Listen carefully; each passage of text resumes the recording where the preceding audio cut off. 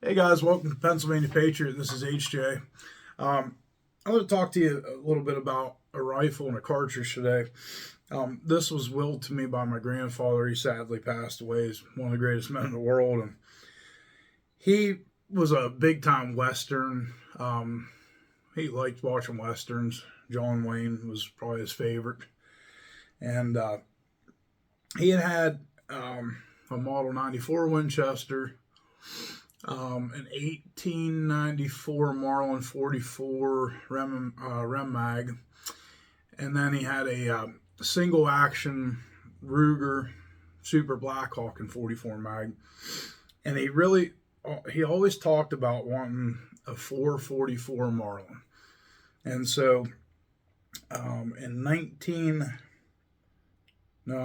2000, around the summer of 2000, we went to a local gun shop around Somerset County here.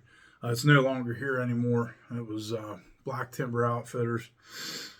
And we went in, and he's seen this rifle. I'm going to reveal it here in just a little bit. But this is a Model 444P by Marlin. Essentially it's an 1895, just like the 4570s you've seen, and this is a JM stamped. This was before Remington bought it, and they kind of went to crap, and then Ruger bought it and making them better. So let's talk about first the cartridges, and because to him this was like the craziest thing. So these are really old. These rounds are 25. He bought these when he bought the rifle. So this is a 444 Marlin, and this loading here is actually a 240 grain flat nose core locked. The specs on it are 2,350 feet a second, 2,942 foot-pounds of energy. I'm sure they used a 22 or 24 inch barrel. This rifle does not have that, and we'll get into that in a little bit. But a really great load for this rifle, I think it's probably, in my mind, the best, is the Hornady Superformance. It's a 265 grain flat nose. That's doing 2,400 feet per second with 3,389 foot-pounds of energy. I'm going to tell you something. I wouldn't be afraid to shoot anything on this planet with that round within the range limitations of the cartridge, and it would go down. This thing's a powerhouse. So let's talk about the rifle. Let me get it up here. This cool short. These are when the guide guns were coming out, and these were the first these were the first runs. These were the first things. They didn't have anything other than these, and the 4570 looked identical to this. They have a flat top of the receiver. They're drilled and tapped. They come with a semi buckhorn sight, a hooded front sight. It's a ramp front sight.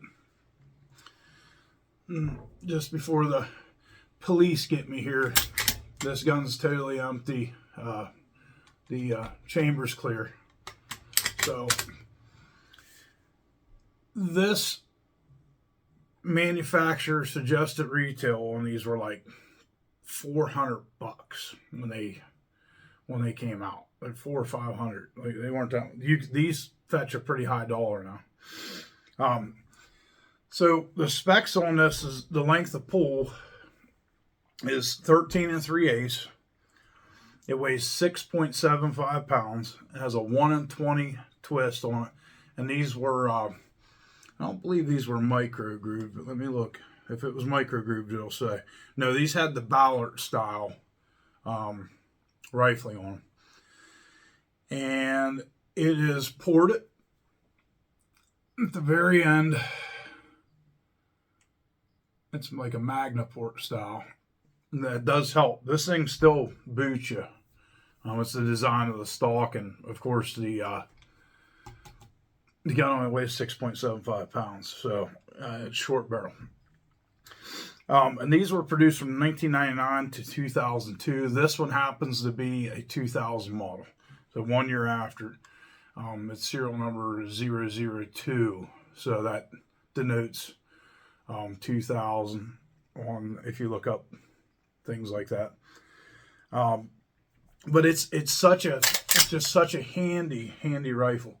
Safeties right here. I'm not a big fan of safeties on rifles. There is a half cock. If you're that kind of guy, you just push this off safety, and it doesn't fire. It doesn't go anywhere. You know, back here, bam, it goes off. So, if you were looking for something to go into the really heavy timber, you know, you were doing shots at 100 yards or less, this thing is really awesome. It's like a 44 mag on steroids. It's like the 44 mags, you know, big brother that can't get out of the gym. Like he's there all day long, 6 days a week, and takes a day off for recovery, drinks some protein shakes, and, you know, beats off to Ronnie Coleman lifting weights. You know, this is that guy. So, but I just wanted to bring it out. I am going to scope this. This rifle's never taken a deer, and I've only taken it out in the woods maybe 3 or 4 times. It's in pristine shape. There's not a mark on it. My grandfather carried it maybe 2 times, and I'm like, I took it out once, and never seen anything to harvest with it. With the factory sights, I shot it at 50 yards just to shoot it. It does really well. Like it'll shoot close to, you know, half an inch with open sights at 50 yards. It does really well. But they came with a walnut stock. The later generations that Marlin came out, they came out with the Skinner trappers. They came out with the big loops. But this was it. When they first came out, this was what it was.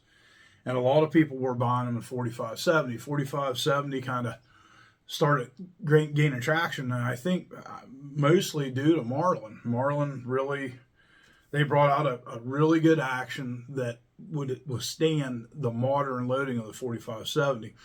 But the 444, what it did was, it was Marlin and Remington's solution. It was a combined project that they wanted to better the 45-70. And what they did was they came up with a 44 caliber, which is actually not 44 caliber. It's 0.429 inches, just like the 44 Magnum and 44 Special and whatever not. But it bettered it, because back then the 45-70 was like 1,900 feet a second. Like, it was slow, and they came out with this, and it was a hot rod. Now this caliber's catching back on because of the straight wall states. It will handle whitetail with ease, like this thing is a hammer. I mean, there's more energy here than some 300 Win Mags. Okay, so it's very, very powerful.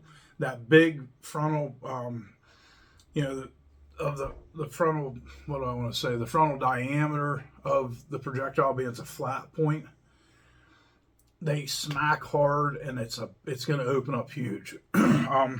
This round here, this was like the original loading for the 444, and it's been around for quite a long time. But my grandfather, he just had to have one of these, and whenever he seen this down at that, he's like, that's the one. That's what I want to get. He asked what it was. They were like, it's a 444 Marlin.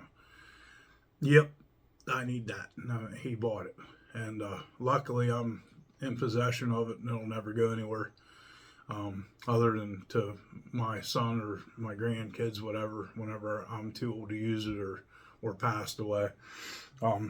It truly, to me, is a family heirloom.